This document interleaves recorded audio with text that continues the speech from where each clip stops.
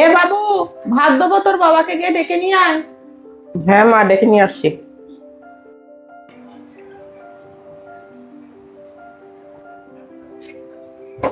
বাবা, মা ডাকছে, ভাত বেড়েছে, চলো।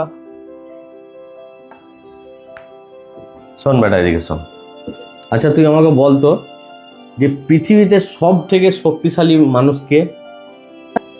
আমি।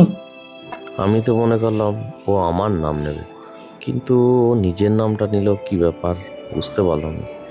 আচ্ছা বেশ, ঠিক আছে, চল।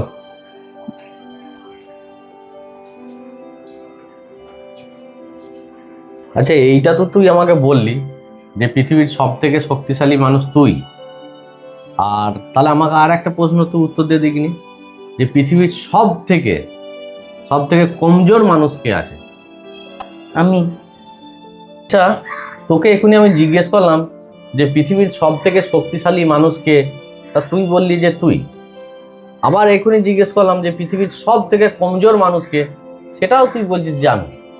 ব্যাপারটা তো আমার ঠিক মাথায় ঢুকলো না, কি বলতে চাইছিস তুই? দেখো বাবা, যতক্ষণ তোমার হাতটা আমার কাঁধে ছিল, ততক্ষণ পৃথিবীর সব থেকে শক্তিশালী মানুষ কিন্তু আমি ছিলাম। কিন্তু দেখো, যখনই তোমার হাতটা আমার কাঁধ থেকে সরে গেল, সেই কিন্তু আমি শক্তিহীন হয়ে গেল, একদম কমজোর মানুষ হয়ে গেলাম। বাবার আশীর্বাদ যদি আমার মাথায় থাকে বা কাউরিরই মাথায় থাকে, তাহলে পৃথিবীর যত বড় শক্তি হোক, সে কিন্তু আমাকে হারাতে পারবে না। বাবা, তুমি হচ্ছে আমার কাছে একদম বটগাছের মতো। তুমি যতক্ষণ আমার কাছে আছো, ততক্ষণ সুখ আছে, শান্তি আছে। কিন্তু এই বাবা নামক বটগাছটা যখন আমার কাছে থাকবে না, পৃথিবীর সব থেকে অসহায় মানুষ কিন্তু আমি হয়ে যাব।